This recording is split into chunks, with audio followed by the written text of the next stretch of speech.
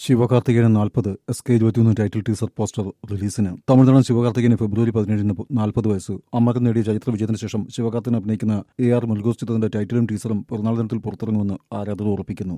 SK21 താൽക്കാലിക പേരിട്ട ചിത്രത്തിലൂടെ AR മുരുകദോസും ശിവകാർത്തികേയനും ആദ്യമായി ഒരുമിക്കുന്നുവെന്ന പ്രത്യേകത കൂടിയുണ്ട്. ആക്ഷൻ ത്രില്ലറായി ഒരുങ്ങുന്ന ചിത്രം ശിവകാർത്തികന്റെ കരിയറിലെ തന്നെ ഏറ്റവും ഉയർന്ന ബഡ്ജറ്റിലാണ്.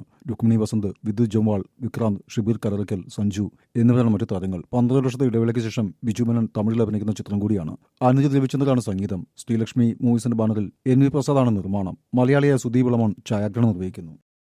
അരങ്ങേറ്റം ഗംഭീരമാക്കാൻ ആരാധ്യ സാജി 28-ന് രാംഗോപാൽ വർമ്മ അവതരിപ്പിക്കുന്ന സാജി എന്ന ചിത്രത്തിന്റെ മലയാളം ട്രെയിലർ പുറത്ത്. മലയാളിയായ ആരാധ്യ ദേവി കേന്ദ്ര കഥാപാത്രം അവതരിപ്പിക്കുന്ന ചിത്രം ഏറെ ശ്രദ്ധ പിടിച്ചു പറ്റിയിരുന്നു. ഗിരികൃഷ്ണ കമൽ സംവിധാനം ചെയ്യുന്ന ചിത്രം സാജി ചുറ്റി യുവതിയോട് ഒരു യുവാവിന് തോന്നുന്ന അടങ്ങാത്ത അഭിനിവേശം പിന്നീട് അപകടകരമായി മാറുന്നതാണ് പ്രമേയം. അമിതമായ സ്നേഹം ഭയാനകമാകുമെന്നാണ് ടാഗ് ലൈൻ. സത്യയാദു ആണ് നായകൻ. നേരത്തെ ശ്രീലക്ഷ്മി എന്നായിരുന്നു ആരാധ്യ ദേവിയുടെ പേര്.